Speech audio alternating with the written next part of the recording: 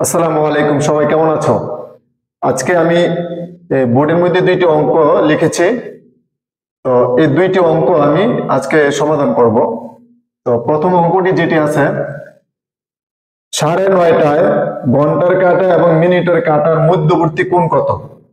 ওকে, তো আমি যদি একটা ঘড়ি আঁকি, এই যে ঘড়ি, এটা হলো 12টার কাঁটা, এটা হলো 6টার কাঁটা, আর এটা মনে করো 9টার কাঁটা হবে। ঠিক আছে, তাহলে 9টার কাঁটা, তাহলে এখানে যদি 9:30 অর্থাৎ 9:30 তাহলে মিনিটের কাঁটাটা থাকবে 6টার কাঁটার দিকে, এবং ঘন্টার কাঁটাটা 9টার কাঁটার থেকে একটু বেশি হবে, এই যে একটু বেশি। ওকে, তাহলে আমাদের বের করতে হবে এর মধ্যবর্তী কোণ কত। ওকে, তো এর মধ্যবর্তী কোণ কত? তো এটা আমরা খুব সহজে বের করতে পারি একটা সূত্র দিয়ে, শর্টকাট মেথডে। যেমন এমসিকিউ এবং চাকরি পরীক্ষা যারা দিবেন খুব সহজে অ্যান্সার দিতে পারবে, এটা খুব শর্টকাট নিয়মে। তো দেখি আমরা শর্টকাট নিয়মটা। যেমন যেমন মধ্যবর্তী কোণ, এই যে ঘন্টার কাঁটা এবং মিনিটের কাঁটার মধ্যবর্তী কোণ কত হবে? এই যে মধ্যবর্তী কোণ ইকুয়াল, এখন তোমরা যেটা কাজ করবা, এই যে ঘন্টা, এটা হলো ঘন্টা, এটা হলো মিনিট, এই ঘন্টাটাকে তোমরা 60 দ্বারা গুণ করবে। ওকে, মাইনাস 30 মিনিটকে 11 দ্বারা গুণ করব, ভাগ 2। ওকে, কি বলেছি? অলওয়েজ ঘন্টার কাঁটাকে বা ঘন্টাকে মিনিট 60 দিয়ে গুণ করব, আর মিনিটকে 11 দিয়ে গুণ করব। ওকে, গুণ করলে কত হচ্ছে দেখো, যে 54, 6 নং 54 মাইনাস 3 11 33 0 বাই 2, তাহলে বিয়োগ করলে কত হচ্ছে? 2 0 1 2 210, অর্থাৎ 105 ডিগ্রি। তাহলে এই যে 9:30 ঘন্টার কাঁটা এবং মিনিটের কাঁটার মধ্যবর্তী কোণ, তাহলে এটা কত ডিগ্রি? 105 ডিগ্রি। ওকে, খুবই সহজ। তাহলে আমরা যদি এই সূত্র দিয়ে অঙ্কটা করতে পারি, খুব সহজে করে ফেলতে পারি।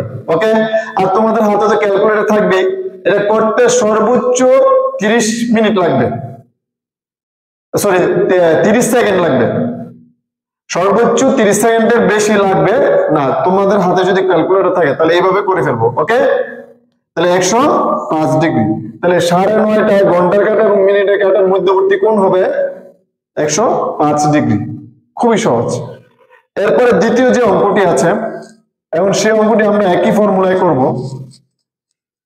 তাহলে এখানে তাহলে দ্বিতীয় অঙ্কটি, তাহলে মধ্যবর্তী কোণ, তাহলে ঘন্টার কাঁটা ও মিনিটের কাঁটার মধ্যবর্তী কোণ ইকুয়াল আগের মতোই কত হবে? এই যে 2, এই ঘন্টা থেকে আমরা 60 দিয়ে গুণ করব, মাইনাস, আর এই মিনিটকে আমরা 11 দিয়ে গুণ করব, ভাগ 2, তাহলে কত হচ্ছে? 120 মাইনাস 550 বাই 2, তাহলে বিয়োগ করলে কত হচ্ছে? 550 থেকে 120 বাদ দিলে কত হচ্ছে? 430 বাই 2, তাহলে কত হয়? 215, তাহলে 215 ডিগ্রি। কত হবে? 215 ডিগ্রি। এখন আসো, যদি এই যে মানটা যদি 180-র চেয়ে বেশি হয়, কি বলেছি? 280 থেকে 180 থেকে যদি বেশি হয় মানটি, তাহলে এটা আমরা 360 থেকে বিয়োগ করে দিব। ওকে, তাহলে এটা কত ডিগ্রি? 215 ডিগ্রি। তাহলে এটা 180 থেকে বেশি, তাহলে 180 ডিগ্রি থেকে যদি বেশি হয় মানটি, তাহলে আমরা 360 থেকে বিয়োগ করে দিব। তাহলে 360 মাইনাস 215, তাহলে কত হচ্ছে?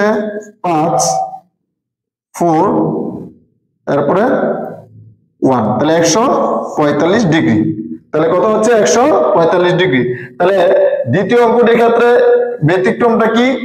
এটা 180 ডিগ্রি থেকে বেশি, যদি 180 ডিগ্রি থেকে বেশি হয় তাহলে বিয়োগ করে দিতে হবে।